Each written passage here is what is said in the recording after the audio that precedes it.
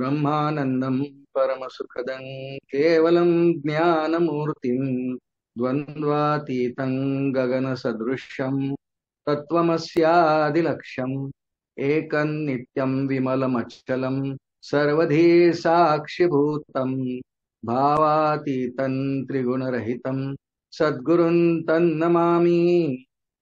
गुरुर्ब्रह्मा गुरुर्विष्णुर्गुरुर्देवो महेश्वरः गुरुः साक्षात् परब्रह्म तस्मै श्री गुरवे नमः।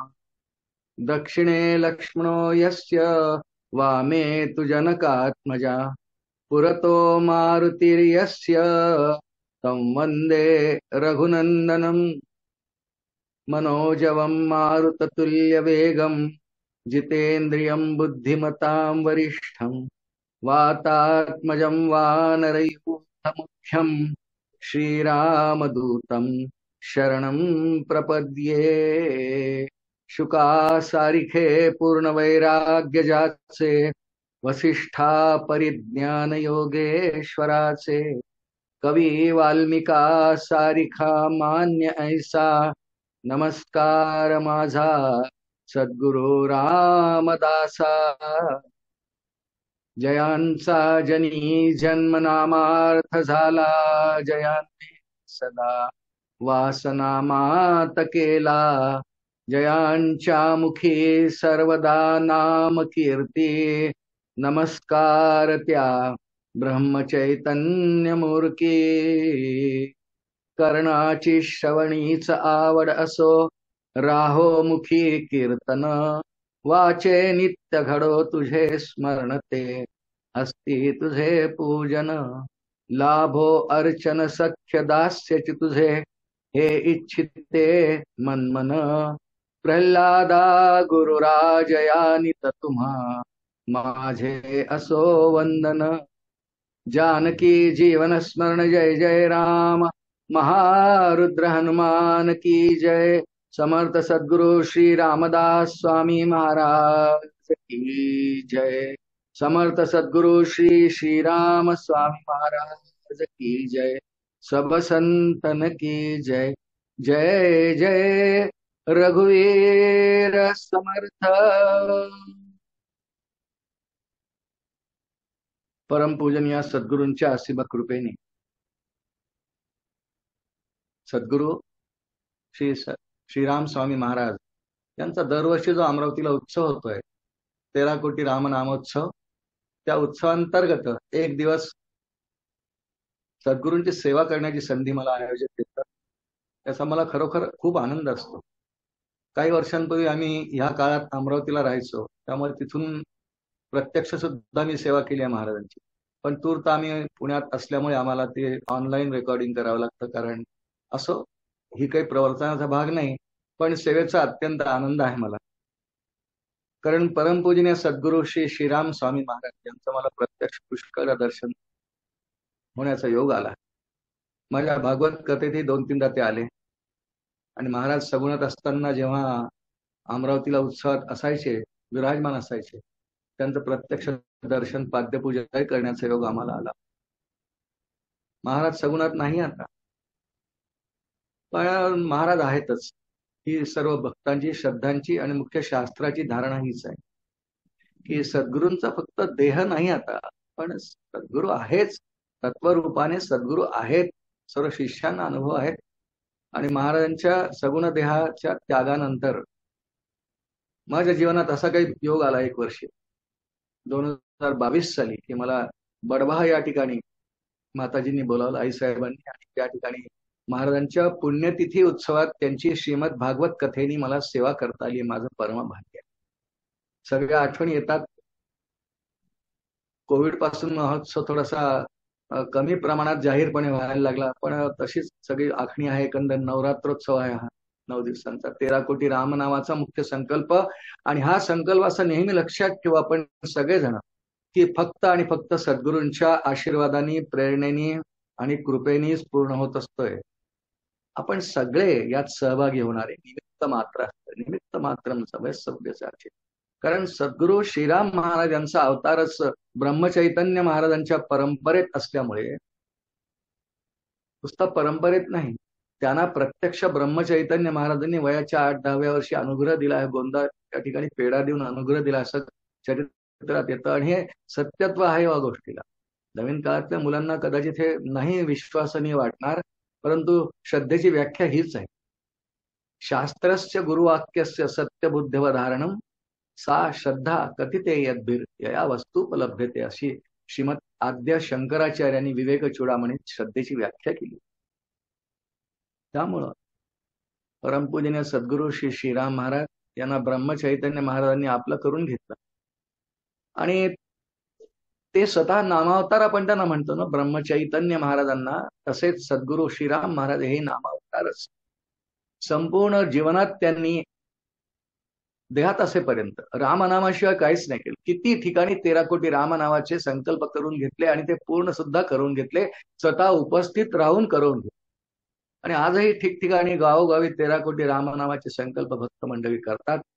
महाराजांना आवाहन करतात, महाराज करून घ्या. महाराज करून घेतात. आणि त्या उत्सवाचा एक भाग म्हणून तूर्त मी एक सेवा म्हणून हे प्रवचन रुजू करत आहे. विषय दिलाय मला गुरुर् ब्रह्मा गुरुर्विष्णू. आपण मंगलाचरणाच्या श्लोकात म्हणतोच. साधारण सद्गुरूंचा कोणताही दरबार असला, कोणताही संप्रदाय असला, कोणतेही भक्त असले, कोणतेही शिष्य असले, कोणताही मेळावा असला, तरी त्यामध्ये हा श्लोक आपण म्हणतोच. एकदा श्लोक म्हणून चिंतनाला प्रारंभ. गुरुर्ब्रह्मा गुरुर्विष्णू गुरुर्देवो महेश्वरः गुरु साक्षात परब्रह्म तस्मै श्री गुरवे नमः. प्रसिद्ध श्लोक आहे. संपूर्ण भारतवर्षामध्ये रोज हा किती वेळा किती लोक म्हणत असतील, काही नोंद आहे का? नाही. पूजेतही त्याचा अंतर्भाव आहे. शिवाय जितके सद्गुरु भक्त आहेत, जितके संप्रदाय आहेत, संप्रदाय कोणताही असो, वारकरी असो, धारकरी असो, टाळकरी असो, दत्त संप्रदाय असो, राम संप्रदाय असो, भोलेनाथांचा असो, त्यात गुरुर ब्रह्मा श्लोक म्हणतोच आपण. सगळे म्हणतात. त्यामुळे सहज असं विचार करीत होतो एकदा की संपूर्ण भारतवर्षातच नव्हे, जगामध्ये रोज गुरुर ब्रह्मा श्लोक किती वेळा म्हटला जात असेल नाही सांगतात. खूप वेळा सगळ्या गावोगावी ठिकठिकाणी म्हणतोच आपण. अगदी उत्सवही नसला, घरी पूजा करताना म्हणतो. सद्गुरूंच्या फोटो समोर आलो, आपण प्रतिमेसमोर आलो, ठिकाणाला गेलो, आश्रमात गेलो, मठात गेलो, स्थानाला गेलो, तर गुरुर ब्रह्मा म्हणतोच आपण. प्रगटपणे सगळे म्हणतो किंवा वैयक्तिक एकटे गेलो असो, एकटेही म्हणतो. काय श्लोक दर्जाचा आहे. त्याचं कारण इतका शाश्वत स्वरूपाचा श्लोक आहे. गुरुर ब्रह्मा गुरुर्विष्णूर गुरुर्देवो महेश्वरा गुरु साक्षात परब्रह्म तस्मै श्री गुरवे. म्हणताना कसं गदगदून येतं, आठवण येतात गुरूंच्या. चिंतन करणार आहोत आपण, पण श्लोकाचा थोडासा एक बाह्य विचार आधी करून घ्यायला पाहिजे. श्लोक श्री गुरुगीतेतला आहे. श्री गुरुगीता हे आख्यान, हे चरित्र किंवा हा प्रसंग भगवान श्री शंकरांनी उमादेवींना म्हणजे पार्वतीला कैलासावर सांगितलेला असं त्या ग्रंथामध्येच लिहिलं. ह्या ग्रंथामध्ये पार्वती जीवाचं प्रतिनिधित्व करते आणि भगवान शंकर हे श्री गुरु या स्वरूपात. श्रोते हो, एकंदर गुरु संप्रदायाचा विचार जर केला तर 2 जगद्गुरु मानले गेले. कृष्ण तिसरे आहेतच, पण गुरु परंपरा जिथून सुरू होतात अशा 2 देवता आहेत. एक भगवान श्री नारायण म्हणजे विष्णू, नारायण समारंभ्यास श्लोकच आहे. एक भगवान नारायणापासून गुरु संप्रदाय आहे आणि एक भगवान श्री शंकरांपासून संप्रदाय. दोन्ही आदी गुरुच आहेत. दोन्ही आदी गुरु आहेत आणि ते दोघं ऐक्यात आहेत, एक आहेत. पण शिव आणि विष्णूंचा भेद एकेकाळी खूप चालत होता. त्या काळातल्या परंपरा असतील, पण दोनही हे जगद्गुरुच आहेत. आणि कृष्णही जगद्गुरुच मानलाय, पण तो नारायणाचा अवतारच आहे. आणि त्यामुळं गुरुगीतेमध्ये भगवान श्री शंकर या दोन्ही परंपरांच्या लोकांना उपदेश करताना संपूर्ण गुरुगीता हा ग्रंथ बराच मोठा आहे. 180-82 श्लोकांचा आहे. इतका सगळा आपल्याला विचार करायचा नाही.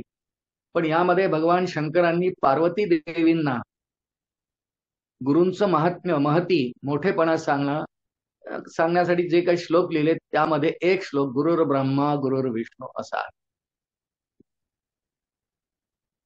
तस्मै श्री गुरवे नमः असं या श्लोकाचं शेवटचं चरण आहे. गुरूंना वंदन करण्यापूर्वी हा श्लोक म्हटला गेला पाहिजे.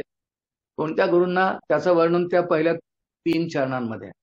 4 चरणांचा श्लोक आहे, एका ओळीत 2 चरण. गुरुर् ब्रह्मा गुरुर्विष्णू पहिलं चरण, गुरुर्देवो महेश्वर तिसरं चरण, गुरु साक्षात परब्रह्म तिसरं चरण, आणि तस्मै श्री गुरवे नमः अनुष्टुप वृत्तातला श्लोक आहे. 4 चरणांचा तो असतो. तस्मै श्री गुरवे नमः. गुरूंना वंदन, गुरूंच्या प्रतिमेला वंदन, गुरूंच्या फोटोला वंदन, गुरूंच्या मूर्तीला वंदन, गुरूंच्या पादुकांना वंदन, सगुण देहात श्री गुरु असताना त्यांच्या चरणांना वंदन इत्यादी करताना हा साधकांनी म्हणायचा. सर्व मिळून म्हटलं वाहवा आहे, पण नाहीतर वैयक्तिकरित्या आपण एकट्याने तरी म्हणावा, म्हणतोच आपण सगळे. भगवान भोलेनाथांनी हा शिवांच्या नमनाचा श्लोक सांग. गुरुगीतेमध्येच एक श्लोक भगवान शंकर हे सद्गुरूंच्या ध्यानाचा सांगतात. तो चिंतनाला अनेकांनी घेतला, यापूर्वी या व्यासपीठावरून अनेकांनी घेतलेला आहे, युट्यूबवर मिळतात सगळे. तो श्लोक आहे, ब्रह्मानंदम परमसुखदं केवलम ज्ञानमूर्ती. पाठ आहे हा सद्गुरूंच्या ध्यानाचा श्लोक. ध्यान आणि नमन यात पुष्कळ तफावत आहे. आज आपला तो विषय नाही, तो आपण नाही घेणार आहे. पण गुरुर् ब्रह्मा गुरुर्विष्णूर गुरुर्देव महेश्वर हा गुरुगीतेतला एक श्लोक काहीच वेळा आपण आलंबन म्हणून चिंतनासाठी समोर ठेवला. भगवान श्री शंकर गुरुस्थानी मगाशी बोललोय, पार्वती माता जीवाचं प्रतिनिधित्व करतात, आणि संपूर्ण गुरुगीतेमध्ये जगन्माता पार्वती देवींनी भगवान श्री शंकरांना एकच प्रश्न विचारलाय, केन मार्गेन भो स्वामीन देही ब्रह्ममयो भवे. संपला प्रश्न. आणि याच्या उत्तरात सगळी गुरुगीता आहे. जगन्माता पार्वतीने विचारलेल्या श्लोकाचा अर्थ काय? केन मार्गेन, कोणत्या मार्गाने? हे भगवान भोलेनाथा शंकरा स्वामीन, गुरु मानलाय. गुरूंना स्वामी म्हणण्याची पद्धत आहे. जसं सद्गुरु समर्थ सद्गुरु श्री श्रीराम स्वामी महाराज. स्वामी याचा अर्थ गुरु, मालक. आणि त्यामुळे कोणत्या मार्गाने हे गुरुवर, हे गुरुवरा हा जीव ब्रह्ममयो भवे. जीव आणि शिव, हा जीव शिवरूप कसा होईल? किंवा जीव आणि ब्रह्माच्या बाबतीत बोललं तर हा जीव ब्रह्मरूप कसा होईल? या दोन्ही प्रश्न, या एका प्रश्नाचा एकच प्रश्न जगन्माता पार्वतींचा आहे. आणि त्याच्या उत्तरात शंकरान भगवान भोलेनाथांनी संपूर्ण गुरुगीतेमध्ये याचं उत्तर दिलं आहे की हा जीव ब्रह्मरूप होण्याकरता त्याला काय करायला पाहिजे. अनेक साधना आहेत. साधनेचे अनेक प्रकार आपल्या धर्मग्रंथांमध्ये बोलले, वेदांतामध्ये बोलले.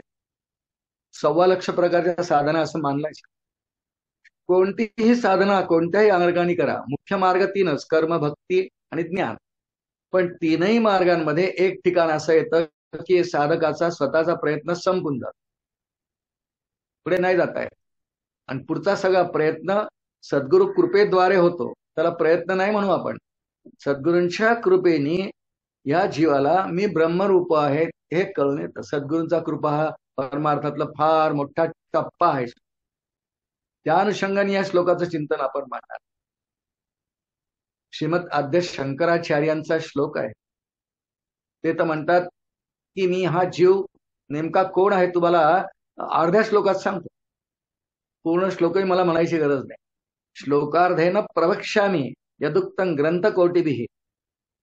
श्लोकार्धेन म्हणजे अर्ध्या श्लोकाने सांगतो. यदुक्तं ग्रंथकोटिभिः, कोट्यावधी ग्रंथ जे बोलले की या जीवाचं ध्येय काय आहे, मनुष्य तनुत आलेल्या जीवाचं ध्येय काय आहे. म्हणजे सर्व जीवांचं ते ध्येय आहे, पण मनुष्य देहात आल्यानंतर, नरदेह प्राप्त झाल्यानंतर ते ध्येय सिद्धीला जाण्याची शक्यता आहे, कारण तशी साधन सामग्री आहे. आणि ध्येयाचा विचार शंकराचार्य म्हणतात श्लोकार्धेन प्रवक्ष्यामि यदुक्तं ग्रंथकोटिभिः ब्रह्म सत्यम जगन मिथ्या जीवो ब्रह्मैव नापरा ब्रह्म एव न अपर. हा जीव दुसरा काही नाहीच आहे, ब्रह्मरूपच आहे. पण त्याला अविद्येचं वेष्टन, मायेचं वेष्टन इतकं जबरदस्त त्याच्यावर आहे.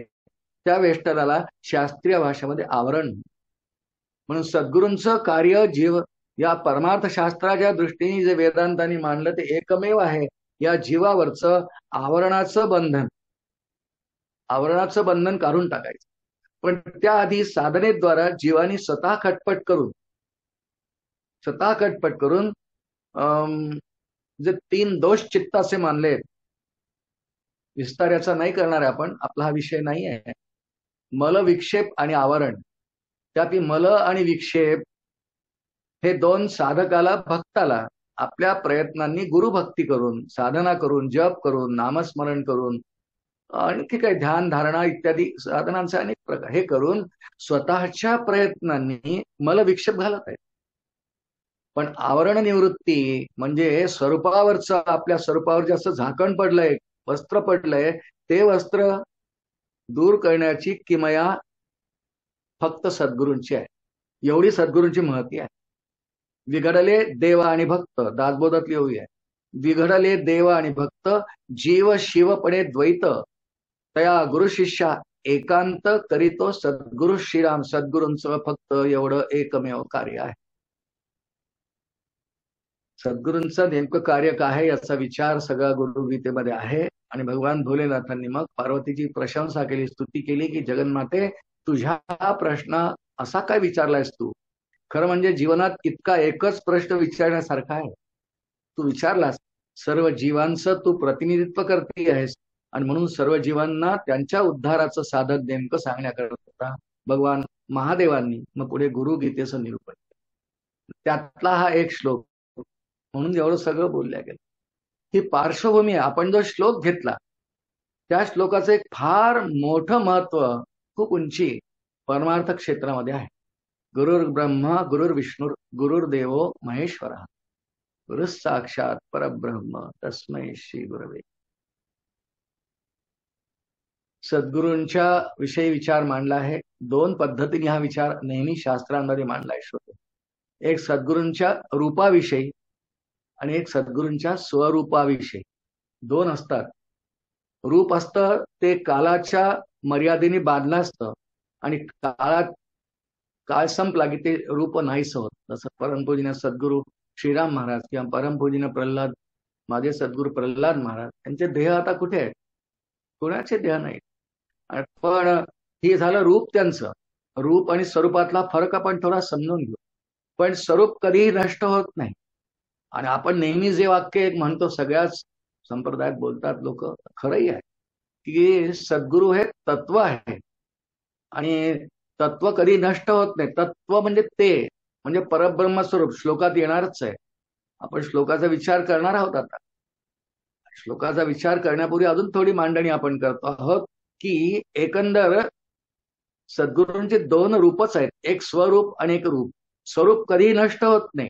रूप मात्र काळाच्या मर्यादेने बांधलं असल्यामुळे काल मर्यादा संपली की ते रूप संपवावं लागतं. संपवतात, सगळे संपवतात. कोणी आधी, कोणी नंतर, कोणी 22व्या वर्षी माऊली, कोणी 39व्या वर्षी विवेकानंद, कोणी कोणत्या वर्षी पूज्य प्रल्हाद महाराज 86व्या वर्षी वगैरे. प्रत्येकाला ईश्वराने दिलेली काल मर्यादा ईश्वरी कार्य करण्याकरता. या सर्व सद्गुरूंनी ईश्वरी कार्य करायचं असतं. जे कार्य ईश्वराचं तेच यांनी करायचं असतंय, करतात. या जीवाला त्याच्या उद्धाराची नेमकी मार्ग, गती किंवा दिशा देऊन त्याला नेमकं साधन त्याच्या एकंदर प्रकृतीप्रमाणे, स्वभावाप्रमाणे, पूर्वजन्मातल्या कर्मांप्रमाणे काय साधन द्यावं हे सद्गुरूंना बरोबर ठाऊक असतंय. तशी तशी साधना देतात, आणि तसे तसे सद्गुरूंचे हे तत्व विविध देहांच्या आश्रयाने प्रगट होत असते. श्लोकाच्या चिंतनात येऊ. गुरुर् ब्रह्मा गुरुर्विष्णू, 3 चरण यामध्ये ईश्वराची महती आहे की सद्गुरू कोण आहेत? ईश्वर स्वरूप आहे. 3 चरणात. 4थ्या चरणात सांगितलंय गुरु साक्षात परब्रह्म. परब्रह्म वस्तू वेगळी, म्हणून 2 संकल्पना एक थोडक्यात आपण समजून घेऊ, ज्या दासबोधामध्ये किंवा ज्ञानेश्वरीत किंवा आपल्या एकंदर वेदांत विचारामध्ये विस्ताराने आहेत. 4 प्रकारचे देव आहेत. परमपूजनीय श्रद्धे मंदाताईंनी 3 वर्षापूर्वी चत्वार देव निरूपण नावाचं प्रकरण आपल्या याच व्यासपीठावर 7 दिवस सांगितलं होतं. आपल्याला इतका वेळ नाही, पण थोडक्यात अगदी 2 पहिले देव जे आहेत, जगी थोरला देव तो चोरला असे, हा एक देव आहे की जो दिसत नाही, निर्गुण निराकार, आकाराने, रूप नाही, नाम नाही. तेच सद्गुरूंचं रूप आहे. गुरु साक्षात परब्रह्म शेवटच्या चरणात. ते परब्रह्म जे आहे, निर्गुण निराकार निर्विकल्प अजन्मा, पण आहे आहे आहे. अहमेवा समेवाग्रे नान्यत् सदसत्परम पश्चादहि यदेतच्च यव शिष्येत सोस्म्यम. चतुश्लोक भागवतातला श्लोक. आहे आहे आहे, त्याचा कधीही लोप नाही. ते सत्य तेच तेवढंच सत्य आहे, फक्त कधीही बदलत नाही.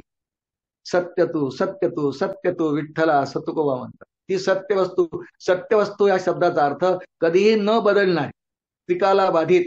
ते कालही होतं, आजही आहे, उद्याही आहे. काल होता हा शब्दप्रयोग नाही आहे. कालही होतं, आजही आहे, उद्याही आहे. अशी जी वस्तू आहे, सत्य वस्तू, कधी न बदलणारी, ते खरं सद्गुरूंचं स्वरूप आहे, न बदलणारी. मग आता जे आपल्याला दिसतात सद्गुरू, तेच तत्व एखाद्या देहात प्रविष्ट जेव्हा होतं, तेव्हा सद्गुरू, परमपूजनीय सद्गुरू समर्थ सद्गुरू श्रीराम, त्यात ते तत्व अवतीर्ण झाले. ब्रह्मचैतन्य महाराज, तुकाई महाराज, प्रल्हाद महाराज, तुकोबा महाराज, त्यामध्ये ते सद्गुरु तत्व जे अविनाशी आहे. अविनाशी तो तद्विद्धी येन सर्वमिदं ततं विनाशमव्यस्यास्य न कश्चित कर्तुमर्हति. भगवद्गीते श्लोक आहे द्वितीय अध्याय. ते अविनाशी तत्व हे सद्गुरु तत्व आहे. आणि गुरु साक्षात परब्रह्म ह्या चरणाचा हा अर्थ आहे. मग पहिले तीन जे आहेत, गुरुर ब्रह्मा, गुरुर विष्णू, गुरुदेव महेश्वर, हे तीन ईश्वर आहेत. एक सगुण निराकार देव आहे, एक सगुण निर्गुण निराकार, मग सगुण निराकार ईश्वर आहे. पण ईश्वराची काही कार्य आहेत. ईश्वराच्या कार्यामध्ये सर्वात महत्वाचं कार्य ही सृष्टी उत्पत्ती करणं आहे. म्हणजे उत्पत्ती स्थिती लयासह निर्माण करायची, खूप दिवस ती चालवायची, सांभाळायची, एक दिवस संपवायची. हे कार्य ईश्वराचं असतंय. मग गुरूंना ईश्वर मानलंय, गुरु ईश्वर स्वरूपात आहेत, म्हणून हे सगळ्या मांडणीला तेही तेवढेच कारणीभूत आहे. ही मांडणी करतात. मग तीनच नेमके का हे ईश्वर निर्गुण निराकारानंतर तीनच का मानले याची कारण मीमांसा छान केले शास्त्र आहे.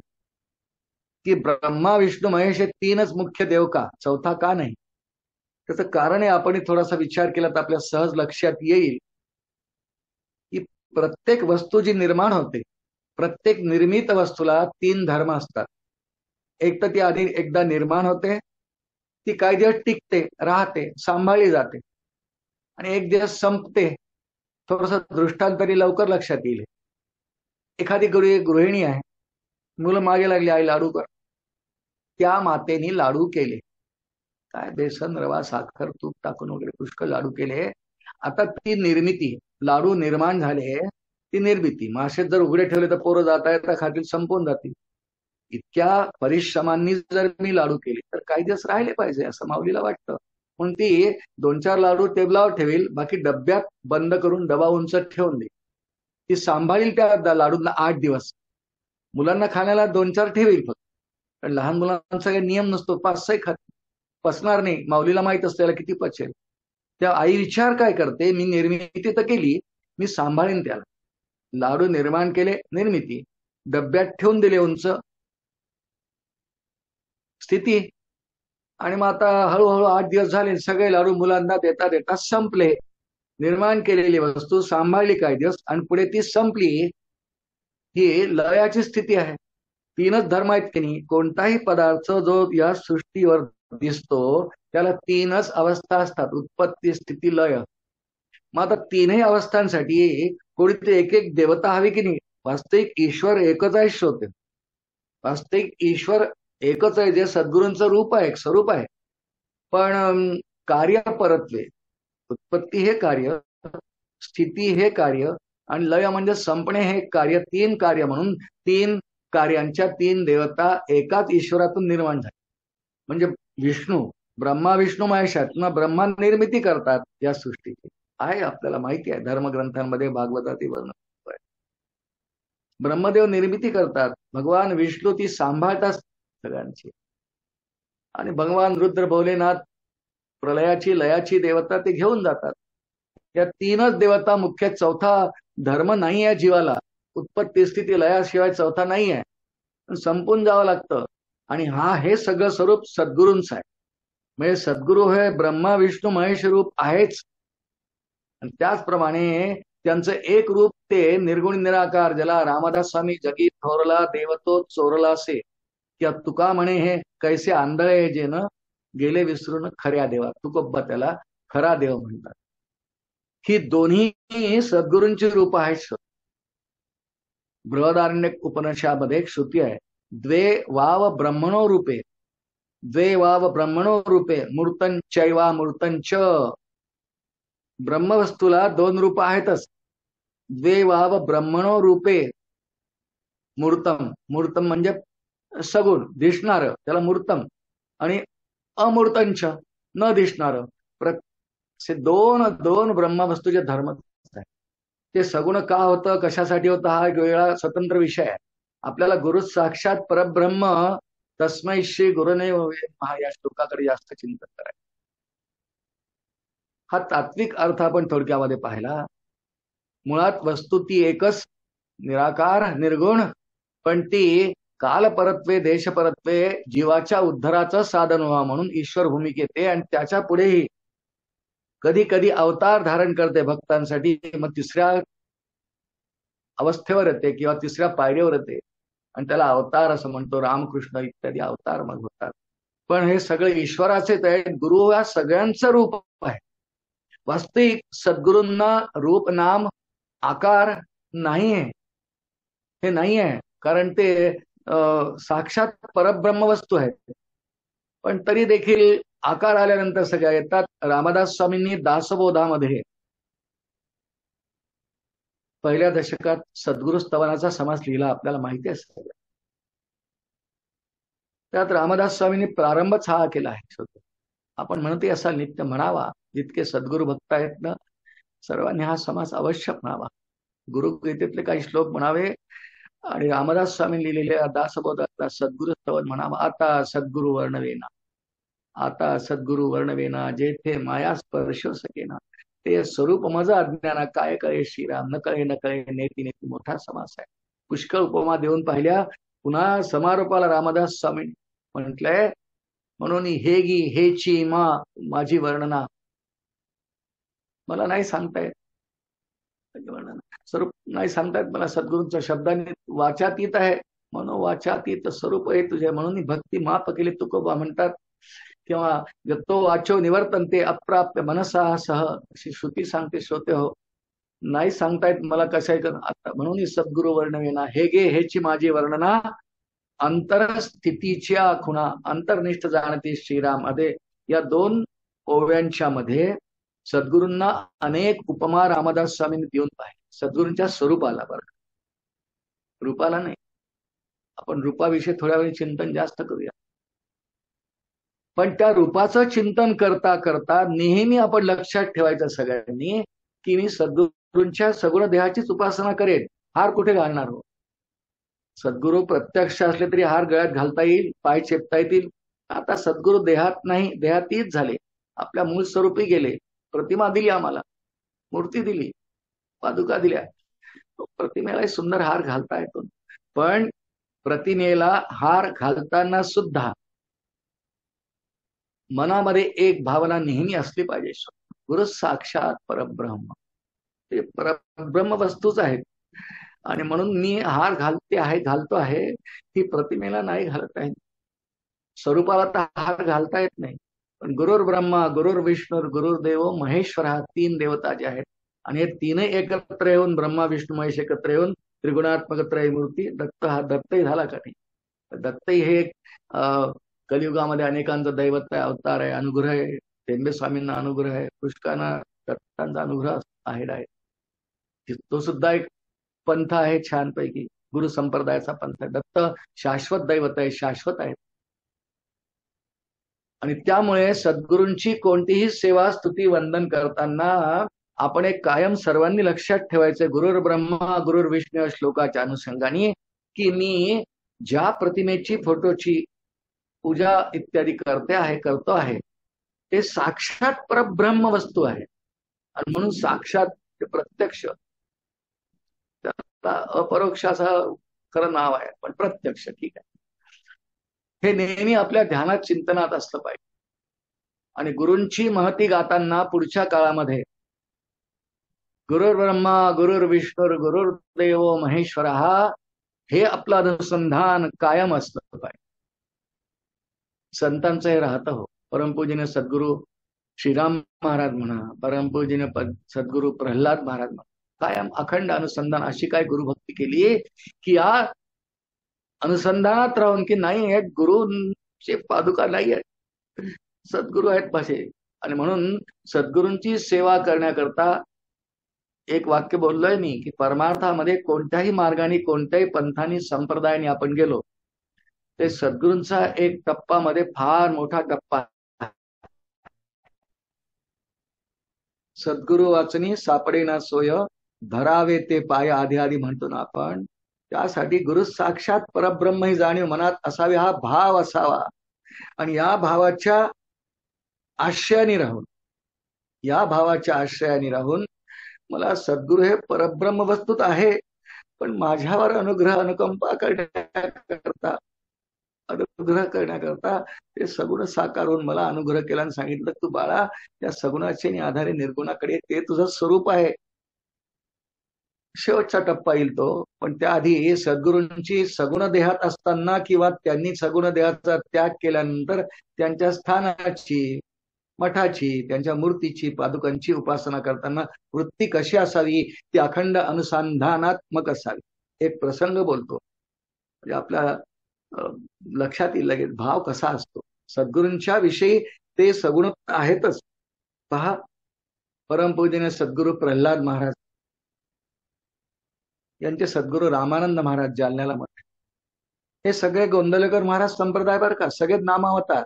ब्रह्मचैतन्य महाराजांनी नामाशिवाय काही सांगितलं नाही. पूज्य रामानंद महाराजांनी काहीच नाही सांगितलं. पूज्य प्रल्हाद महाराज जन्मभर रामनामात होते आणि सांगितले रामनाम घेते आणि घ्यावेवती ऐसा कळी माझी बिरळा की जे माझ्या सवाईतलं बोलाय. सद्गुरू श्रीराम महाराज रामनामाशिवाय काही नाही सांगितलं. हा सगळे संप्रदाय रामनामाचे. पूज्य प्रल्हाद महाराजांना रामानंद महाराजांचा अनुभव झाला. पुढच्या काळात रामानंद महाराजांच्या निर्याणानंतर सगुण देहाचा त्याग केल्यानंतर त्यांच्या पादुकांची स्थापना साखरखेड्याला पूज्य प्रल्हाद महाराजांच्या हाताने. आणि काय सगुणात भाव असावा याचा आदर्श उदाहरण पूज्य प्रल्हाद महाराज. सगळेच संत असतात, आता वेळेवर आठवतोय म्हणून बोलतोय. महाराजांचे अनेक सेवक होते, शिष्य होते, ते पूजा करायचे. महाराज बाहेर बसायचे, डोलायचे. काकड्यापासून शेजारतीपर्यंत सगळे उपासना महाराजांनी लावून दिली. अजूनही तशीच आहे साखरखेडा या ठिकाणी. रात्री शेजारच्या वेळी पूज्य रामानंद महाराज निस्तात आहे ही धारणा करायची. त्यांचे पाय चेपायचे, भजन म्हणायचे. त्यांना विडा द्यायचा, तांबूल द्यायचा, रात्रीची फलाहार द्यायचा, नंतर पाय चेपायचे, झोपायचं, पलंग टाकायचा, त्यांच्या पादुका तिथे ठेवायच्या. आणि महाराज आता झोपताना पहा सगुणाच्या उपासनेचं काय वैभव, किती उंची असते. महाराजांच्या आज्ञा होता शिष्यांना, बाळांनो ते जरा थकले होते, सांगायचे की तुम्ही आतमध्ये. ते शिष्य खूप चांगले होते. अगदी रामानंद महाराजांची सेवा जशी पूज्य प्रल्हाद महाराज सांगत असत तशी ते करायचे. बाळांनो रामानंद महाराज निजले आता, त्यांच्या जवळ पाण्याचा तांब्या ठेवा, चांदीचा तांब्या, आणि त्याच्यावर पेला ठेवून द्यायचे. एक दिवस महाराज जपात असतील, शिष्य ते रोजच करायची उपासना शेजारतीची. एक दिवस चुकून पाण्याचा तांब्या ठेवायला विसर. सगुणाच्या भक्तीचं वैभव कसं असतंय बघा. महाराज या धारणेत शिष्याने सर केलं, पडदा ओढला. महाराज बाहेर महाराजांचा पलंग असायचा. आता स्वरूप बदललंय मठाचं खूप, पण जुनं बोलतोय. महाराज बाहेर पलंगावर झोपलेले आणि मध्यरात्री 3:30-4 महाराजांना ठसका लागला. काही केलं जाईना. शिष्य गोळा झाले, जवळ झोपायचे. महाराज काय झालं, ठसका कसा काय लागला अचानक रात्री? महाराज म्हणाले लागतं बा, शरीर आहे शेवटी. फक्त एक सांगा म्हणे, काल रात्री शेजारतीच्या वेळी रामानंद महाराजांच्या जवळ पाणी ठेवलं होतं ना तांब्यामध्ये, शिष्य सरकले. नियमाने करायची सेवा, पण मनुष्य आहे, दोष येतातच मनुष्य स्वभावामध्ये म्हणा, आचरणामध्ये म्हणा येतात. शिष्याने काही पाणी ठेवलं नव्हतं. फक्त महाराजांनी विचारलं, शिष्य चरकले, महाराज चूक झाली, नाही पाणी ठेवलं. पण काय तन्मयता आहे, काय भाव आहे. की माझ्या सद्गुरूंच्या जवळ पाणी ठेवलं नाही, त्यांना रात्री तहान लागली असेल पण पाणी नाही मिळालं. आणि घसा, रामानंद महाराजांना जे समाधीत गेले आहेत, पादुका रूपाने आहेत, त्या ठिकाणी पाणी ठेवलं नाही म्हणून त्यांना पाणी मिळालं नाही रात्री, म्हणून ठसका पूज्य प्रल्हादानंद महाराज. याला अनुसंधान, याला अनुसंधान ते त्यांनी टिकवलं आहे. ते सद्गुरू नाहीत असं मानतच नाहीत. आमच्या अनंतकवींनी रामदास स्वामींच्या विषयी एक सुंदर श्लोक लिहिलाय, त्यांचा अष्टक लिहिताना श्लोक लिहिलाय. सह्याद्री गिरीचा विभाग विलसे मंदार शताद्री, नामे सज्जन जो रूपे वसविला श्री उर्वशीच्या, साकेताधिपती कपी भगवती, हे देव ज्याचे श्री, तेथे जागृत रामदास विलसे, जोया जना उद्धरी जय जय रघुवीर. तेथे जागृत रामदास विलसे. सर्व सर्व संतांची धारणा आहे. त्यांचे जे सद्गुरू आहेत, देहधारी सद्गुरू, त्यांच्याविषयी इतकी उत्कट भावना, इतका भाव आहे. खरं श्रोते हो, भाव शब्दाची मुळात व्याख्या व्युत्पत्ती अनेक आहेत. भूभवती असं आहे, म्हणजे होणे असणे. की रामानंद महाराज नाही असं नाही, त्यांच्याविषयी प्रल्हाद महाराजांचा भाव आहे याचा अर्थ काय? रामानंद महाराज आहेत, रामानंद महाराज आहेत. अशी शिकवण जर बालपणापासून जर मिळाली असेल तर तो भाव वृद्धिंगत होत जातो, अनुसंधान वृद्धिंगत होत जातं. आणि पुढे मी अनुसंधानात राहतो, राहते आहे, हे सुद्धा मन विसरून जात आणि ते अखंड अनुसंधान टिकत जातं. पण बालपणापासून हे संस्कार तसे झाले असतील तर, एक लहानसं उदाहरण बोलतो. संतांचे उदाहरण तर आहेतच श्रोते. मी पुण्याला असताना एके ठिकाणी माझं भागवत कथा होती. नावं नाही बोलत, कोणाची नाव बोलू नये, संतांची बोलावीत. रामानंद महाराज, प्रल्हाद महाराज, श्रीराम महाराज, आईसाहेब, ब्रह्मचैतन्य महाराज यांची नावं बोलावी. एका ठिकाणी कथा होती. कथेमध्ये एक भक्त मला भेटले, थोरल्या महाराजांचेच भक्त होते. अनुग्रह होता घरात सगळ्यांना. भाव कसा वृद्धिंगत होतो आणि अनुसंधानात जातो. भावाची वृद्धी होता होता होता तो अनुसंधानात जातो. आनंदात असावे आळस भय द्वेष दूर सारावे, हाची सुबोध गुरूंचा, अनुसंधाना कधी न चुकवावे. या अनुसंधानाचा इतका फायदा पूज्य प्रल्हाद महाराजांना ठसका लागला हो. शिष्य म्हणाले, तिथे ठेवू का पाणी रात्री? नाही, आता राहू दे बा, जेव्हा काकडा होईल ना तेव्हा पाणी द्या महाराज. आणि महाराज त्यानंतर झोपले नाही. ठसका येतच होता हा. पहाटे जेव्हा रामानंद महाराजांना पाणी दिलं शिष्यांनी, दुधाच्या बरोबर आधी पाणी द्यावं लागतं, सुगंधीचं सुशीतळ पाणी टावे दयाळ काकड्यात आहे, तेव्हा महाराजांचा ठसका. किती तादात्म्य सद्गुरूंशी. ते का झालं? भाव तसा. मी प्रसंग बोलत होतो, भागवत कथेमध्ये एक सद्गुरू भक्त ब्रह्मचैतन्य महाराजांचे कथेत आले. शामराव घरी आला का? म्हटलं येईन की. महाराजांचं घर गेलो. त्या आजोबाजी, मुलगा, सून आणि एक नात होती 4 वर्षे, 3.5-4 वर्षांची. काही मला चहा वगैरे इत्यादी दिलं. छान वाटलं. म्हणजे तुम्ही घरी आले. म्हटलं मी निघू आता. आणि तितक्यात त्यांची नात उठून आली, नमस्कार केला आणि मला ब्रह्मचैतन्य महाराजांचा श्लोक म्हणून दाखला. जयांचा जनी जन्म. 4 वर्ष, 3.5-4 वर्ष. पण घरात संस्कार आहे, महाराज आहेत, प्रतिमा आहे, उपासना रोज आहे. तेव्हा ते संस्कार त्या मुलीवर झाले. माझ्या मनात सहज विचार आला, या मुलीने ती छान श्लोक म्हटला, कौतुक तर केलं पाहिजे आपण. तिच्या हातात एक 100 रुपयाची नोट दिली, बाळ घे. ती धावत धावत चालली गेली आतमध्ये. मी त्या आजोबांना, आजींना, तिच्या आई वडिलांना म्हटलं, हो बघा ती नोट कुठे टाकून दिली, पडेल, ते लहानशी मुलगी आहे, तिला कळणार नाही, बघा बघा. त्यांच्या डोळ्यात पाणी आलं सगळ्यांची. नाही म्हणे शामराव, ती असं नाही करणार. ती कुठे गेली तुम्हाला पाहायचंय का? या म्हणे आमच्या मागे. तोपर्यंत मी फक्त हॉलमध्ये बसलो होतो. तर ते मला घेऊन त्यांचं जिथे देवघर मांडलं होतं पुण्याला, फ्लॅट सिस्टम कुठं मांडतात, चांगलंच मांडतात, छान मांडलं होतं. का बेडरूम मध्ये छान आरास केली होती. महाराजांचं भव्य तैलचित्र होतं. खूप छान आरास होती. पूजा झाली होती, हार वाहिले होते. आणि आम्ही दोघं तिघं गेलो. बघा म्हणे ती मुलगी तोपर्यंत तिथे पोहोचली होती. महाराजांच्या प्रतिमेला हात जोडलेले होते आणि ती 100ची नोट ब्रह्मचैतन्य महाराजांच्या फोटो समोर. भाव का झालं असं? संस्कार केले. गुरु साक्षात परब्रह्म तस्मै श्री गुरवे नमः.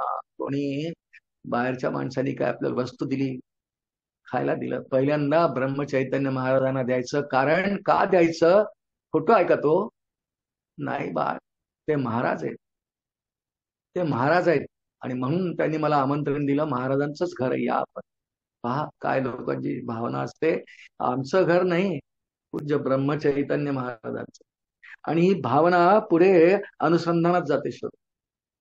एक प्रसंग पूज्य ब्रह्मचैतन्य महाराजांच्या चरित्रातला बघ. आपण तात्यासाहेब केतकर हे नाव सगळ्यांनी ऐकलं असेल. पुढच्या काळात ते वाणीद्वारे प्रगट व्हायचे. वाणीद्वारे म्हणजे प्लॅनचेटवर ते महाराजांचा संचार त्यांच्यात व्हायचा. आणि त्यांची वाणी म्हणजे ब्रह्मचैतन्य महाराजांचीच वाणी ही सर्व सद्गुरू भक्तांची निष्ठा श्रद्धा होती. वाणीरूप महाराजच त्यांना एकदा ब्रह्मचैतन्य महाराजांनी पूर्व आयुष्यात जेव्हा ते वाणीरूप नव्हते झाले, ब्रह्मचैतन्य महाराजांच्या निर्याणानंतर म्हणजे समाधीनंतर ते वाणीरूप झाले. अखंड सेवेत असायचे. फार सेवा केली. भाऊसाहेब केतकर, तात्यासाहेब केतकर, ब्रह्मानंद महाराज, कुर्तकोटी महाराज यांनी फार सेवा केल्या आहेत. सगळ्या जुन्या शिष्यांची नावं सांगायची नाही, आपल्याला काही चरित्र बोलायचं नाही. तात्यासाहेब केतकरांच्या जीवनातला एक प्रसंग मला आता आठवतोय म्हणून बोलतोय. एकदा ब्रह्मचैतन्य महाराज कुठे गेले, त्यांची पाद्यपूजा झाली. त्यांना काही त्या काळातली गोष्ट आहे, असे सुटे पैसे, ज्याला चिल्लर म्हणायचं आम्ही, सुटे, त्यांना काही कल्लार मिळाले. ते रस्त्याने आले, म्हणाले ब्रह्मानंद तात्यासाहेबांना, तात्या तात्या म्हणायचं, हे 15-20 कल्लार आहेत, हे तुमच्याकडे ठेवा, पण मला जेव्हा कधी गरज पडेल मी मागेन.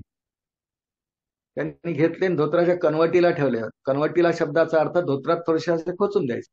त्यांनी ठेवले.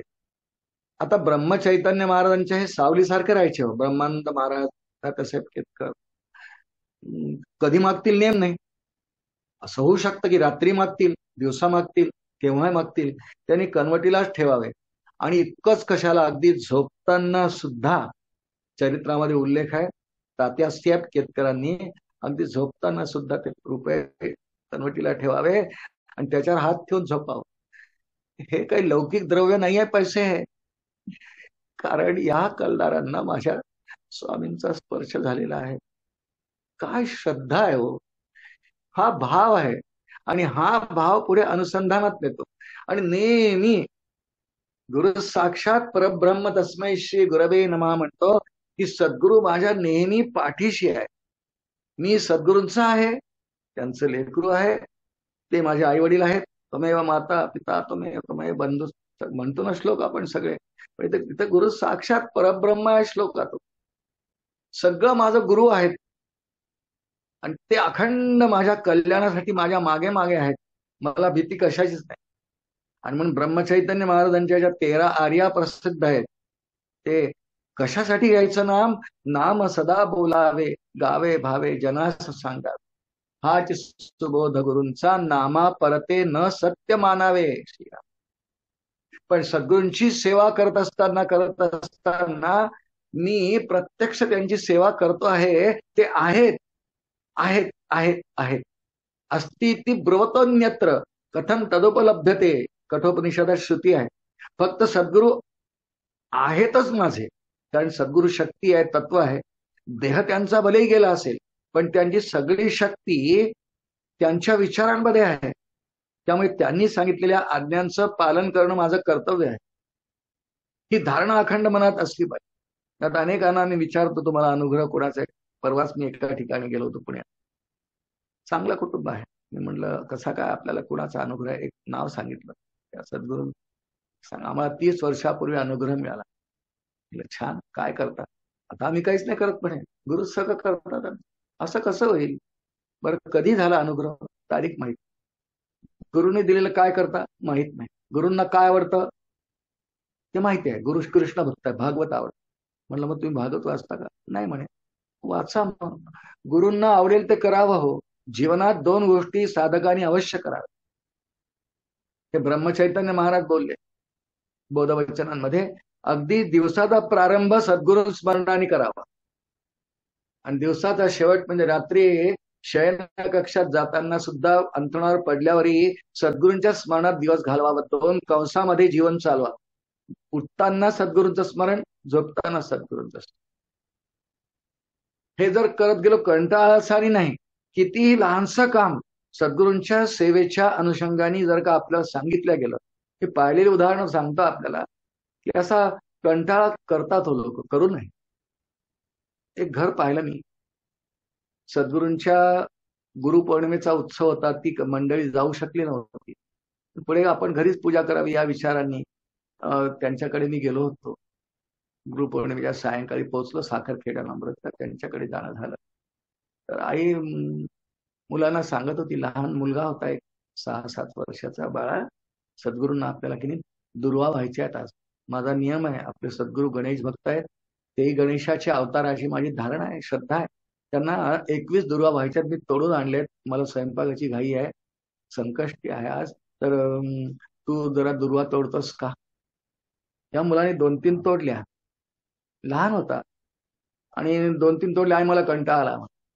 लहान मुलाचं तर जाऊ दे, मोठ्या माणसांना सुद्धा असं सेवा करताना जी गोष्ट आवडत नाही ती करताना त्रास होतो. पण सद्गुरूंना जी गोष्ट आवडते, जी मला त्यांना द्यायची आहे, सेवारूप द्यायची आहे, ती करताना कंटाळा हा शब्द यायलाच नको. उलट सेवा करताना आनंद, स्फूर्ती, उत्साह असायला पाहिजे. नाही आहे, मी धुवून घेतो आणि किती शुद्ध करून द्यावं. दुर्वा धुवाव्या, छान खुडाव्या. प्रत्येक दुर्वेचं एक एक एक एक दुर्वा खुडताना त्या आणल्या तोडून आहे एवढ्या मोठ्या, त्याचं करताना दरवेळा सद्गुरूंचं स्मरण करावं. श्री गुरवे नमः, श्री गुरवे नमः, किंवा आपल्या सद्गुरूंचं जे नाम असं ते घ्यावं, किंवा त्यांनी दिलेलं नाम घ्यावं. नाथ भागवतामध्ये, एकनाथी भागवतात एक छान ओवी नाथ महाराजांनी लिहिली हो, आजच्या चिंतनाला फार ती सुंदर उपयोगी आहे. सद्गुरूंचे नाम मात्र छान आहे. नाथ भागवत हा ग्रंथ सद्गुरु भक्तीचाच आहे. ज्ञानेश्वरी ते गुरुभक्ती आहे, दासबोधात आहे, पण नाथ भागवत तर पूर्ण गुरुभक्तीने ओथंबून वाहत आहे.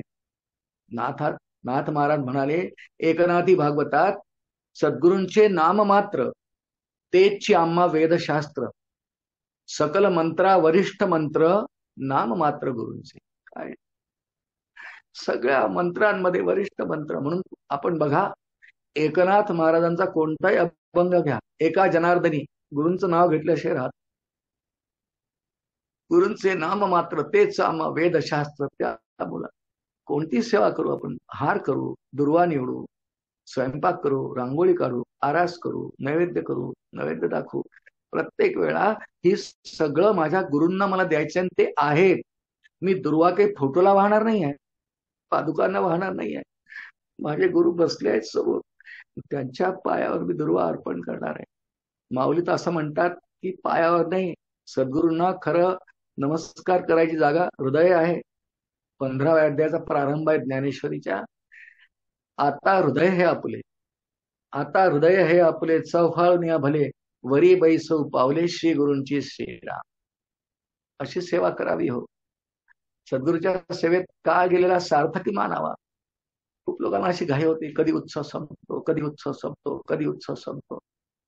ऐकलेले काही संवाद सांगतो, कोणावर टीका करण्याकरता बोलत नाही.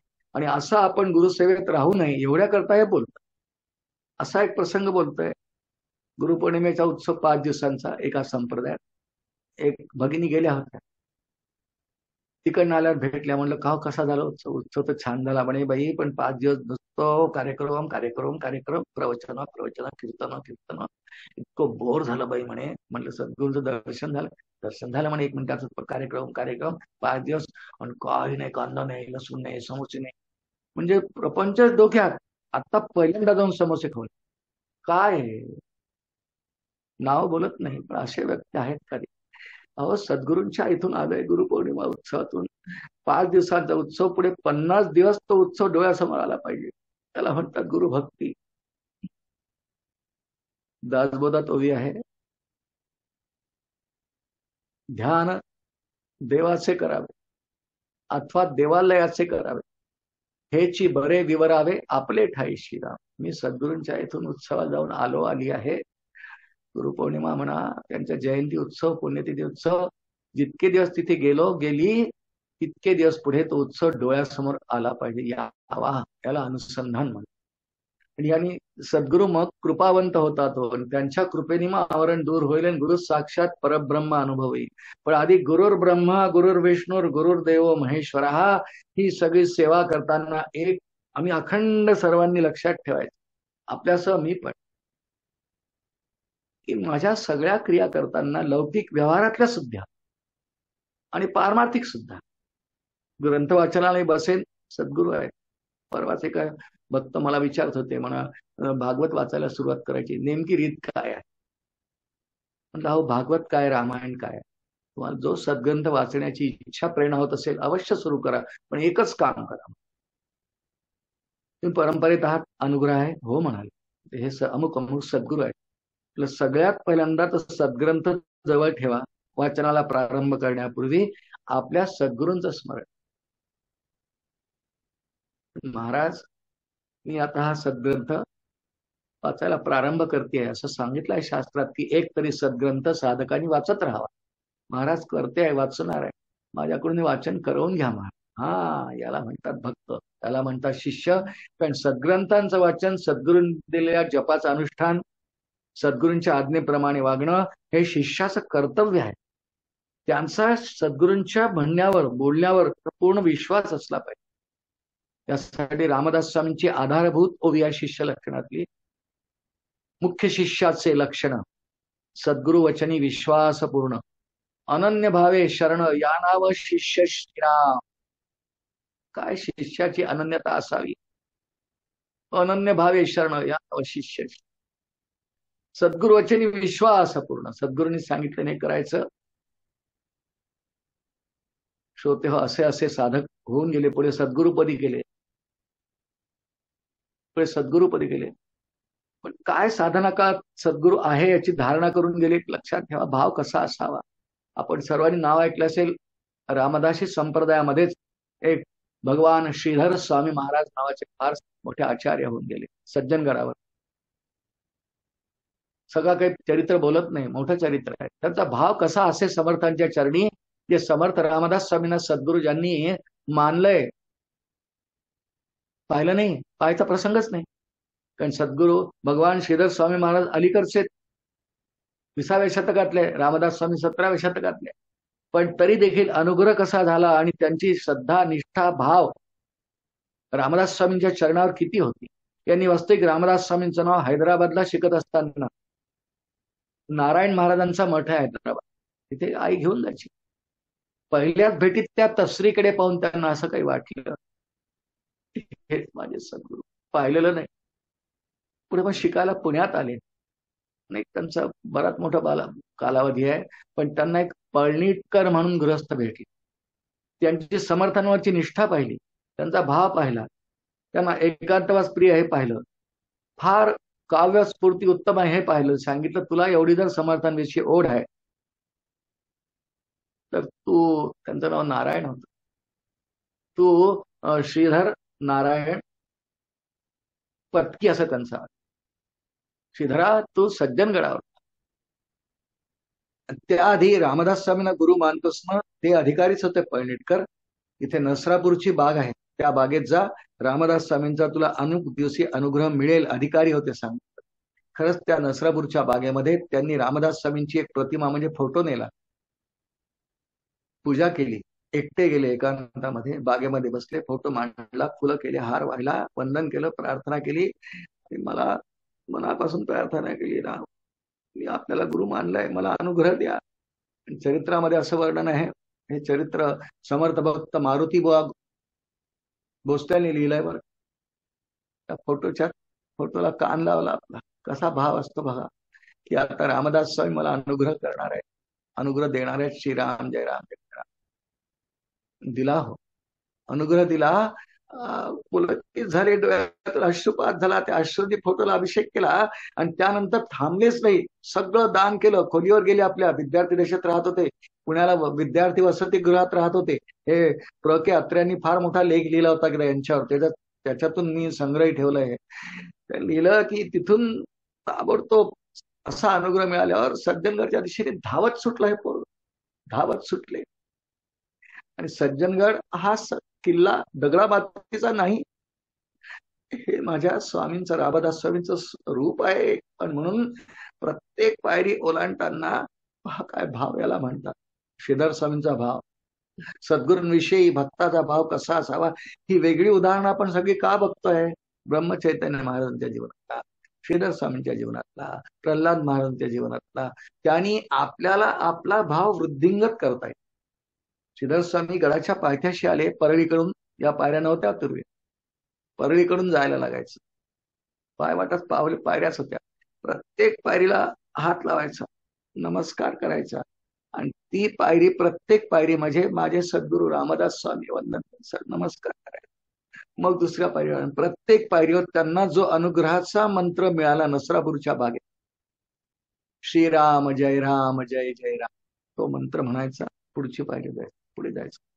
इतर लोक जाते होते. लोकांची सवय असते हो, घरी वागतात तसं सद्गुरूंच्याकडे वागतात. कागद घेतला फेकून दिला, खारे दाणे खाल्ले फेकून दिले. श्रीधर स्वामी तो प्रत्येक कागद घ्यावा, गोळा करावा, झोळीत ठेवावा आणि नंतर घरात जाऊन त्याची विल्हेवाट लावावी. इतकंच नव्हे, प्रसंग लिहिला मारुती बाबांनी. थुंकतात लोक, कोणी थुंकला तर ती माती थुंक्याच्या हातात घ्यायची आणि मग पिल्यावर खाली फेकून द्यायची, दरीत फेकून द्यायची. इतकी शर्मर्थांविषयी निष्ठा आणि नाही कृपा होणार? नाही का कृपा होणार श्रीधर स्वामींवर? पुढच्या काळात सेवेनी रामदास स्वामींना प्रसन्न करून घेतलं. घ्यावी सेवा दिनाची दिनाना, उपचारासहित सद्गुरुनाथा, काकड्यामध्ये म्हणतो आपण. कृपा झाली, रामदास स्वामींनी सगुण दर्शन दिलं आणि दक्षिणेकडे जाऊन रामनामाचा प्रचार करा असे आज्ञा दिली. मोठं चरित्र आहे, आपल्याला सगळं काही बोलायचं नाही. पण एक उदाहरण, भाव कसा असतो सद्गुरूंविषयी.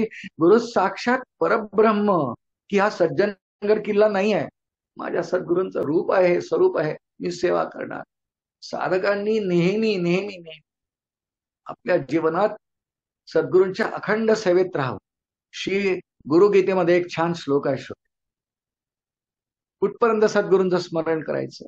मग अशी बोलता बोलता बोलल्या गेलं की प्रातःकाळी उठल्यापासून सद्गुरूंचं स्मरण करावं आणि झोपेपर्यंत करावं. गुरुगीतेने याच्या पुढे सांगितलंय, प्रत्येकाला किती आयुष्य मिळावं ईश्वराच्या योजनेत, किती वर्ष कोणी जगावं हे काही ठरलंय का? आपल्या हाती आहे. पण प्रत्येकाचं ठरलेलं आहे.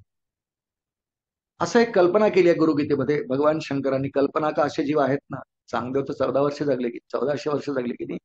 यावत कल्पांतको देहस, गुरुगीतेतला श्लोक आहे. यावत कल्पांतको देहस तावत एक गुरुं स्मरेत. पहा काय सुंदर आहे. कल्पांतापर्यंत आयुष्य मिळालं म्हणजे प्रलयापर्यंत मिळालं. महाप्रलय ज्याला कल्पांत म्हणतात, की संपलं, आता पृथ्वी नष्ट होणार झाली, तितकं आयुष्य मिळालं तरी यावत कल्पांतको देहस तावत एकम गुरुं स्मरेत, तावत एको गुरुं स्मरेत, तोपर्यंत सद्गुरूंचं स्मरण करायचं. पुढचं चरण आहे या श्लोकाचं, गुरु लोपो न कर्तव्य, गुरु लोपो न कर्तव्य स्वच्छंदो यदि वा भवेत. स्वच्छंद शब्दाचा अर्थ जीवनमुक्त असा केला आहे आचार्य. स्वच्छंदो यदि वा भवेत, जीवनमुक्त झाला तरी. सगळे संत सद्गुरू जीवनमुक्त दशेत असतात. तुकाराम महाराज, ज्ञानेश्वर महाराज, प्रल्हाद महाराज, ज्ञानेश्वर महाराज, श्रीधर स्वामी महाराज, समर्थ रामदास स्वामी, सगळे संत जीवनमुक्त दशेत जगत असतात. तरी देखील आपले जे सद्गुरू आहेत, खरं सद्गुरू सगळ्यांचीच एक आहे, पण सद्गुरूंची महती किमया सोडून गुरु साक्षात परब्रह्म म्हणून गुरु लोपो न कर्तव्य स्वच्छंदो यदि वा भवेत, जीवनमुक्त जरी झाला तरी सद्गुरूंचा लोप, याचा अर्थ सद्गुरूंचं स्मरण केल्या वाचून राहू नये, असा या श्लोकाचा अर्थ, भावार्थ आहे. की गुरु लोपो न कर्तव्य, गुरूंचं चिंतन स्मरण करायचंच कोणत्याही अवस्थेत गेलं तरी. रामकृष्ण वशिष्ठ हे सुद्धा वसिष्ठ आणि सांदीपनींना शरण गेले का? म्हणजे अवतारात सुद्धा अवतारी देव सुद्धा सद्गुरूंचे निष्ठ झाले, भक्त झाले, स्मरणात राहत होते. मग आपली काय कथा? आपण अखंड सद्गुरूंच्या स्मरणात राहत जावं, अभ्यास करत जावा, अनुसंधान ठेवावा. अभ्यास आणि कौशल्य प्राप्त होतं, शोध एकाएकी नाही अनुसंधान येणं, पण कौशल्य येतं ना. जसं व्यावहारिक क्षेत्रामध्ये सुद्धा कौशल्य येतात. ही गोष्ट सर्वसामान्य माणसाला नाही करता येत. की एखादी व्यक्ती कोणीतरी पटकन करते, कौशल्य येतं कारण अभ्यासाने, माऊलींनी तर इथपर्यंत ज्ञानेश्वरीत म्हटलं, या लागी माझी ठाई अभ्यासे मिळ. सुरुवात अशी आहे त्या ओवीची, ज्ञानेश्वरीतल्या 12व्या अध्यायात ओवी आहे. या लागी अभ्यासासी काही सर्वथा दुष्कर नाही, म्हणजे काहीच कठीण नाही दुष्कर म्हणजे. या लागी अभ्यासासी काही सर्वथा दुष्कर नाही, या लागी माझे ठाई अभ्यासे मिळ. अभ्यास कर, कौशल्य येतं. गुरुभक्ती ही शास्त्र तर आहे, पण एक कला आहे. कला कला याचा अर्थ कलेने विकसित होते. कला शब्दाचा अर्थ अभ्यास सुद्धा आहे. अभ्यास ही कला आहे, त्याने वृद्धिंगत होते. व्यवहारातल्या क्षेत्रामध्ये जर एखाद्या व्यक्तीने एखाद्या गोष्टीचा अभ्यास केला तर त्याला फार अवगत होते. आपण म्हणतो याच्यात किती अंगात कौशल्य आहे. एक दृष्टांत बोलतो. दृष्टांत म्हणण्यापेक्षा पाहिलेली घटना आहे. आमच्याकडे एक झाड आहे खूप मोठा अंगणात, आणि ते असं वाटतं कधी कधी की त्याच्या फांद्या किंवा पानं वगैरे त्या विद्युत वाहिन्या ज्या असतात, इलेक्ट्रिकच्या वायर्स, त्याच्यामध्ये येतात. त्यात करंट येऊ नये, इतरांना धोका होऊ नये म्हणून त्या फांद्या छाटाव्या लागतात. वर्षातून एकदा आम्ही फांद्या छाटतो. त्याचे छाटणारे ठराविक लोक असतात. आणले एक वर्ष, खूप वाढला होता वृक्ष, 50 फूट उंच झाला होता. म्हणलं कापल्या पाहिजे फांद्या आणि पानं. एक आणले लोकांना. आणि आमचा नियम आहे की कोणताही वृक्ष छेदन करताना, तो तर औदुंबराचा आमच्या अंगणात, तिथे थोडासा कापूर जाळावा, भाव. कारण औदुंबराच्या तळाशी भगवान दत्तात्रेयांचा वास आहे असं वर्णन. कल्पवृक्ष आहे आणि वृक्ष भगवंतांचं जर रूप आहे तर त्याच्या फांद्या तोडायच्या, त्याची क्षमा मागावी, त्यासाठी तिथे कापूर जाळावा असं वचन. श्लोक म्हणावा, गुरुर् ब्रह्मा, वंदन करावं, मग कापावं. तर ते आली कापणारे. सुरू करू का म्हणलं, थांबा मी कापूर आणतो. आणला आतून. आम्ही दोघांनी तिथून पती पत्नीने लावला आणि त्यांना म्हणलं आता सुरू करा. मी आलो कापूर ठेवून, मी सुरू करा. मी कापराची डबी घरात ठेवायला फक्त गेलो, सगळं म्हणून, आणि पुन्हा बाहेर येणार, सुरू करा असं म्हणणार. त्याच्या त्या 2 माणसांपैकी एक मनुष्य, मुलगा असा होता, जरा कमी वयाचा होता, 18-19 वर्षांचा. दुसरा वृद्ध होता. आणि मी कापूर ठेवून घरातून बाहेर येईपर्यंत तो मुलगा अंगणात दिसेना. वडील फक्त म्हणलं, मी माझी नजर काही वर नाही. म्हटलं मुलगा कुठे गेला तुमचा? तो काय म्हणे वर. 50 फूट झाडावर 30 सेकंदात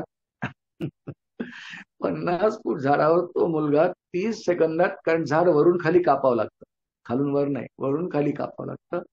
सगळ्यात वर सर सर सर सर कसा, मी कल्पनाही करू शकत नाही. पहिली गोष्ट, मला झाडावर चढता येत. चढायचा प्रयत्न केला तर 30 सेकंदात शेंड्यापर्यंत मी जाऊ शकणार. हे कौशल्य कुठून आलं? हे कौशल्य अभ्यासाने. मुद्दा माझा अभ्यासाबद्दलच आहे. पाहिलेला प्रसंग आहे म्हणून आठवला म्हणून बोललो. कौशल्य कोणत्याही गोष्टीमध्ये करण्याकरता अभ्यास करावा, मग कौशल्य प्राप्त होतं. प्रॅक्टिस मेक्स मॅन परफेक्ट, अशी इंग्रजीत म्हण आहे की नाही. सर सर सर दृष्टांत संपला. आम्हाला परमार्थाच्या शाखेमध्ये झाडावर त्या मुलासारखं सरसर सरसर चढायचंय. आणि शेंडा कोणता आहे हो? देव पाहो, देव पाहो, उंचे ठाये उभा राहो, तुकोबांचा अभंग. इथे सद्गुरूंचे चरण आहे, किंवा ते सद्गुरूंचे चरण आहे.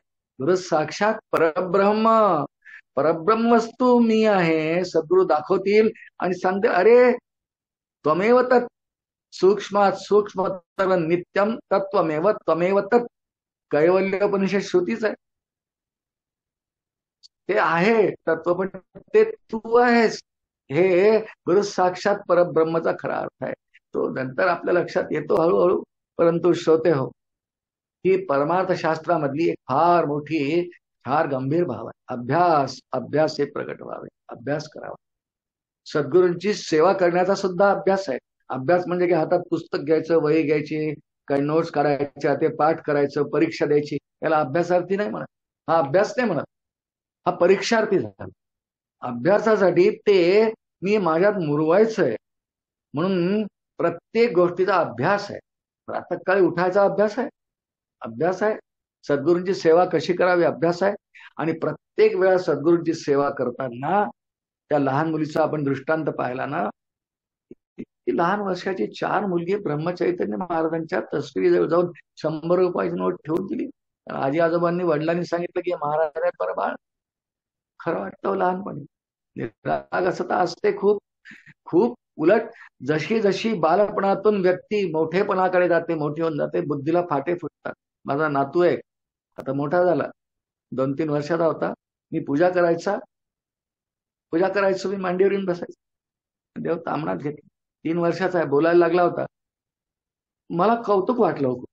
आपण असे प्रसंग पाहत असाल का? सगळे देव तामणात घेतले, पूजेची तयारी केलेली. आता देवाला तामणात घ्यायचा, अभिषेक करायचा, आवाहन केल्यानंतर संध्या केली आधी. सगळे देव घेतले, पुष्कळ देव आहेत आमच्याकडे, म्हणजे सगळ्या मूर्तीच पुष्कळ आहेत, पादुका आहेत, टाक आहेत, तसे आहेत, ते घेतले तामणात. त्यांनी ते पाहिलं शांतपणे, पूजा होऊ दिली. पूजा झाल्यानंतर मी सोहळं वगैरे बदललं. मला म्हणे, आजोबा एक गोष्ट नाही कळली. म्हटलं काय? तुम्ही एवढे सगळे देव एकदम कसे काय घेतले? म्हणलं का बरे बाळ? आता त्याची जी सोय नाही, आपण बाथरूम मध्ये एकट्यानेच आंघोळ करतो ना म्हणे. आहे की नाही गंमत? यथा देहे तथा देवे म्हणतो ना आपण फक्त मोठेपणी. ठीक आहे, म्हणजे त्याला काही उत्तर देताही आलं नाही मला. एक एक त्या देवाला आंघोळ का नाही घालत मग? हा प्रश्न अंतर्मुख करणारा आहे खरं म्हणजे. पण निरागस भाव, तर त्याचा भाव काय की आपण आपल्या बाथरूम मध्ये जाताना एकटं जातो की नाही आंघोळीला त्यावेळी घेऊन, मग एका देवाला आंघोळ का नाही, सगळे एकत्र, मग त्यांना अडचण नाही होत का म्हणे बाथरूम मध्ये काम? किती छान भाव आहे, निरागस भाव. असा भाव जेव्हा सद्गुरूंविषयी देवाविषयी होईल, तेव्हा परमात्मा दुरी नाही म्हणतात समर्थ रामदास स्वामी. आणि अखंड माझ्या पाठीशी सद्गुरू आहेतच, मी सेवा करतो आहे. गुरु साक्षात परब्रह्म मला शब्दांनी तरी माहिती आहे. ब्रह्मा विष्णू महेश रूप कर्तव्य करतात हे तर बरोबर आहे, पण तेच परब्रह्म वस्तू रूप आहे, ही माझी श्रद्धा अखंड असेल. आणि माझ्या पाठीशी ते जर आहेत, माझ्या प्रत्येक कर्मात मला सावध करतात. पण ईश्वर आहेत ना, ईश्वराची एक भूमिका आहे. ईश्वराला सर्व साक्षी म्हणतात, सर्व द्रष्टा म्हणतात, सर्व नियंता म्हणतात. हरिहि ओम सहस्र शीर्षा पुरुष, सहस्राक्ष, सहस्र अक्ष आहेत ना, अक्ष म्हणजे डोळे. तर त्या सर्व डोळ्याने तो माझे प्रत्येक कृती पाहतो का नाही? तर मला सद्गुरू अखंड पाहतात आहे, इतका भाव एकदा साधकाच्या मनात आला ना, फार उशिरा येतो. संतांच्या जीवनात तो पाहायला मिळतो की मला माझे सद्गुरू 24 तास पाहतात आहेत, माझी प्रत्येक कृती. मग दुर्व्यवहार काही घडेल का, वाईट कृत्य घडेल का, अप्रामाणिकपणा, लबाडी, फसवणं, चोरी हे घडेल का? कारण गुरु पाहतात आहे ना. आणि मी जर हे सर्व करत गेलो आणि त्यांना कळलं तर मला जिथे न्यायचं तिथे नेतील का? नाही. त्यांनी तर आजपर्यंत अनेकांना मूळपद दिलाय की नाही? संतांविषयी बोलताना रामदास बोलले आहे कवी रामदास बोधामध्ये, जीव दरिद्र असंख्यात नृपती केले श्रीराम, मोक्षश्रिया अलंकृत. आठवली होईल अशी मोक्षश्रिया अलंकृत, ऐसे हे संत श्रीमंत, जीव दरिद्री असंख्यात नृपती केले श्रीराम, राजे केले असंख्यात. पूज्य श्रीराम महाराजांची काय श्रद्धा आणि निष्ठा रामनामाविषयी. नाही, विनाकारण इतक्या ठिकाणी 100 ठिकाणी 13 कोटी रामनाम 8-9 दिवसात पूर्ण होऊ शकते का? की एवढी त्यांच्या सद्गुरूंची म्हणजे ब्रह्मचैतन्य महाराजांची त्यांच्यावरची कृपा. ब्रह्मचैतन्य महाराजांच्या आज्ञेनेच ते करीतच, हे स्वतः उपस्थित राहतात. पण जी सद्गुरूंची शक्ती, ती सगळी ब्रह्मचैतन्य महाराजांची शक्ती पूज्य श्रीराम महाराजांच्या अंगामध्ये समर्पित झाली, संक्रमित झाली. काय तेज, काय शक्ती आम्ही पाहिलंय त्यांना. आजही त्यांची प्रतिमा पहा, किती हसरीन, काय त्यांची चर्या बघा. आपण नुसतं त्या चर्येकडे 2 मिनिटं आपण उभा राहाल ना, जसं स्वामी विवेकानंदांच्या कोणत्याही तैलचित्रासमोर, तस्वीरीसमोर उभे राहिलं, पण अशी जी असताना असं हात ठेवलेली, तर कोणालाही काहीतरी करण्याची उमेद येते, कर्तृत्व करण्याची उमेद येते. तसं पूज्य श्रीराम महाराजांच्या तस्वीरीकडे नुसतं पाहिलं ना, तर कुणालाही जपात राहावंच वाटेल, रामनाम घ्यावंच वाटेल, नाम सदा बोलावे, हेच ते करायला आले की. पण अखंड ते माझ्या पाठीशी आहेत, ते माझ्याकडून सगळं करून घेतात आहे, ही मात्र आपली श्रद्धा आणि धारणा असली पाहिजे. सद्गुरू सारिखा नाही पाठीराखा. इतरांचा लेखा, प्रदक्षिणेमधलं पद दत्तात्रयांच्या अभंगातलं पद आहे, सद्गुरू सारिखा असता पाठीराखा, इतरांचा लेखा कोण करी.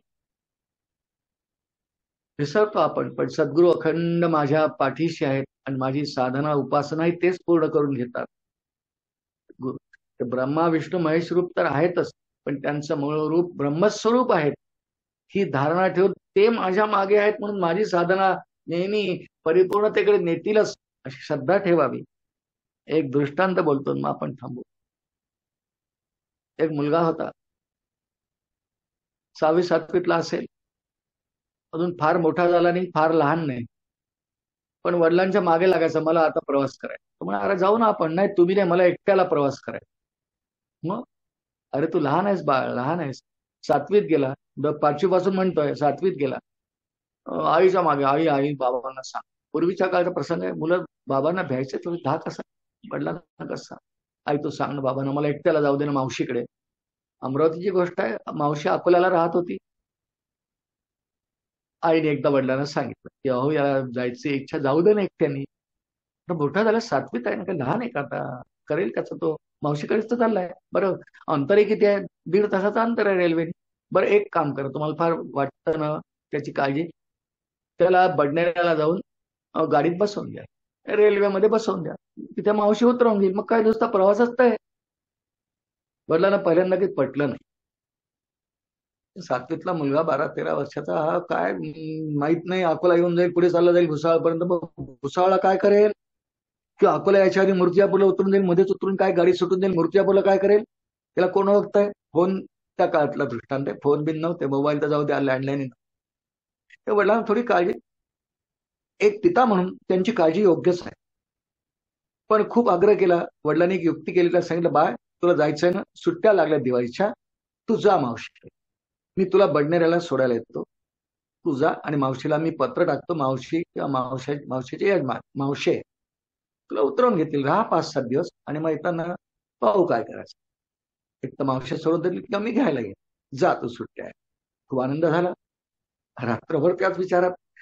स्वतंत्र आपली पिशवी वगैरे, पिशवी असायच्या, सुटकेसही नव्हत्या, पिशवी वगैरे भरली, कपडे घेतले, मावशीकडे जायचं. छान दिवाळीचे दिवस आहे, आनंद राहील, खाणं पिणं मस्त, लाडू चिवडा चकली वगैरे, आनंद वाटत होता. आणि मावशीचे मुलं आहेत, खेळायला होईल छान. त्या सगळ्या मनोरथांमध्ये झोपी गेला, लवकर उठला. सकाळी 9ची गाडी, पॅसेंजर गाडी.